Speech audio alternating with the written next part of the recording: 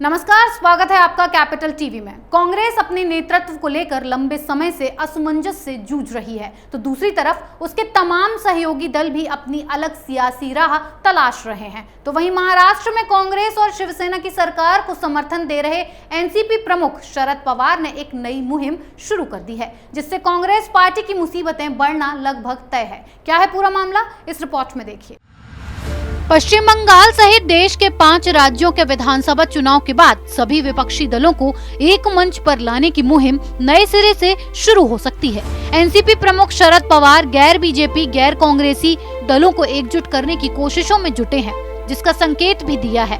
पवार के alternative progressive मंच के दांव से विपक्ष में कांग्रेस का अलग थलग पड़ना तय है। वहीं शिवसेना पहले ही शरद पवार की अगुवाई में विपक्षी दलों को एकजुट करने का प्रस्ताव रख चुकी है और अब टीएमसी प्रमुख ममता बनर्जी से लेकर सीपीएम के महासचिव सीताराम येचुरी तक अपनी दिलचस्पी दिखा रहे हैं। हालांकि शरद पवार ने यह भी कहा कि अभी तक तीसरे मोर्चे को लेकर कोई आकार नहीं दिया गया है। शरद पवार ने कहा, बंगाल जैसे राज्यों में केंद्रीय नेतृत्व की ओर से किए जा रहे हमलों को देखते हुए किसी भी डेमोक्रेटिक पार्टी को ममता बनर्जी का समर्थन करना चाहिए। सीताराम येचुरी ने फोन पर कहा कि अल्टरनेटिव मंच बनाने की जरूरत है, इसके बारे में सोचिए।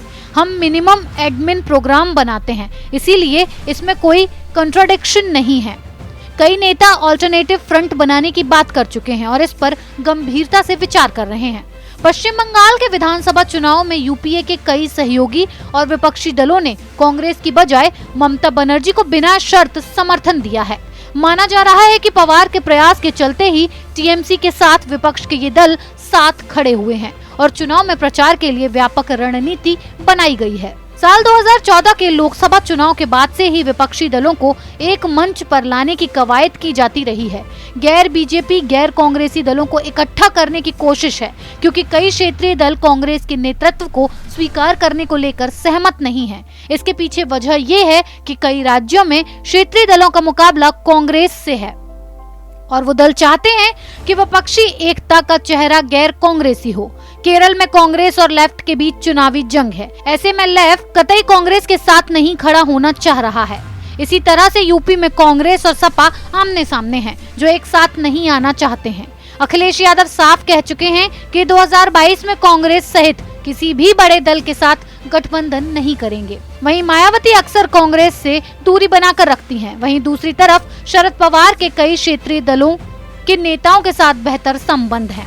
इसके अलावा टीआरएस, बीजेडी, वाईएसआरएस, कांग्रेस जैसे दलों के बीजेपी के साथ अच्छे संबंध हैं, जो कांग्रेस के साथ तो नहीं आ सकते हैं क्योंकि पवार के साथ उनके संबंध हैं और उनके नाम पर सहमत हो सकते हैं। वहीं जेएमएम, आरजेडी, सपा और लेफ्ट जैसे दल शरद पवार के साथ खड़े दिखते हैं। उससे सबसे बड़ा झटका कांग्रेस को लगेगा। विपक्ष दलों के बीच कांग्रेस अलग थलग पड़ सकती है। हालांकि ये देखना होगा कि पवार इस तीसरे मोर्चे का स्वरूप किस तरह का तय करते हैं और कांग्रेस के कौन कौन सहयोगी उनके साथ खड़े होते हैं।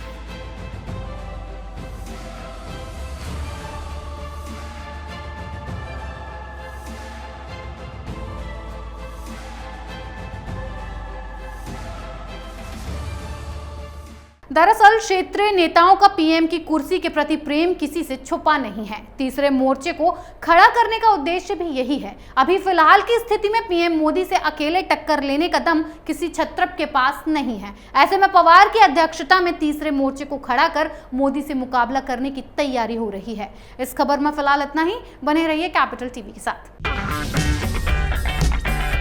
अगर आपको हमारा वीडियो पसंद आया हो तो इसे लाइक करें, हमारे चैनल को सब्सक्राइब करें और हाँ, बेल आइकन दबाना ना भूलें ताकि आप तक हमारे वीडियो की नोटिफिकेशन पहुंचती रहे।